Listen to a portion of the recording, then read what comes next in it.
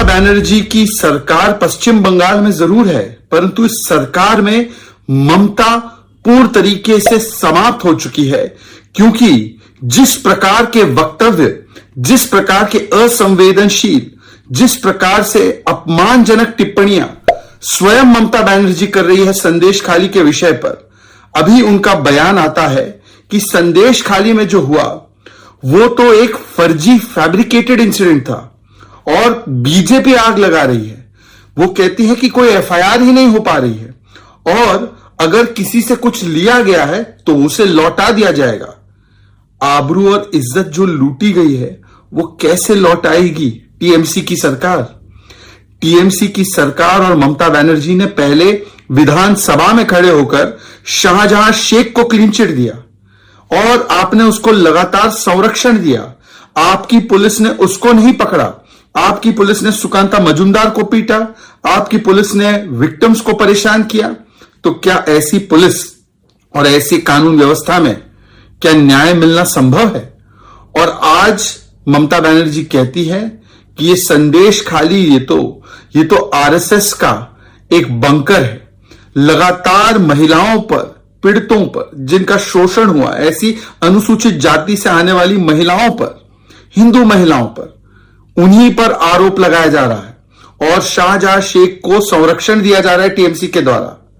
ममता बनर्जी जी, NCW हो, national commission for women, या schedule caste commission हो, ये सारे लोग कह रहे हैं कि उन महिलाओं का दर्द जो है उसे सुनकर उस पर कार्रवाई होनी चाहिए। परंतु ये कोई पहली बार नहीं है कि आपने तो पीड़ितों पर ही दोष डालने का काम किया है। Park street rape case, Nadia rape case, post पोल वायलेंस में जो बलात्कार हुए, जो मॉलेस्टेशन हुए, इन सभी जगहों पर आपने टीएमसी के तालिबानी मानसिकता और कल्चर वाले गुंडों को संरक्षण दिया और आज भी आप संरक्षण दे रही है ऐसी तालिबानी मानसिकता रखने वाले, शोषण करने वाले लोगों से।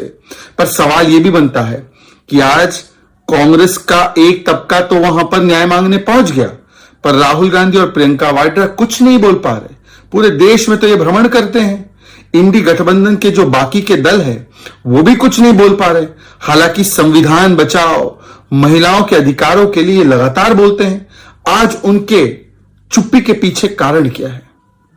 Today there might be Mamata Banerjee in the government of West Bengal, but there is no Mamata left in this government. The manner in which the insulting, obnoxious and very disheartening statements are coming from Mamata Banerjee one after the other on Sandesh Khali. First, she stood up in assembly and gave a clean chit to Shahjahan Sheikh. And she did victim shaming and victim blaming, saying that Sandesh Khali was RSS bunker. And now she has come out and said it is a fabricated incident, no FIR is being filed.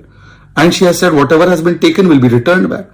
How will you return the izzat and abru of the women, the Anusuchit Jati women who have been brutalized and sexually assaulted by Shahjahan Sheikh and his henchmen? And how will there be any kind of nyay if the police acts in a partisan manner? It does not stop Shahjahan Sheikh, it stops the Karyakartas of BJP, Sukanta Majumdar and others. It brutalizes them. The delegation is stopped of the BJP. What is the truth that you're trying to hide, madam? And this is the approach, not just in this case, but in case after case, the women are victim shamed.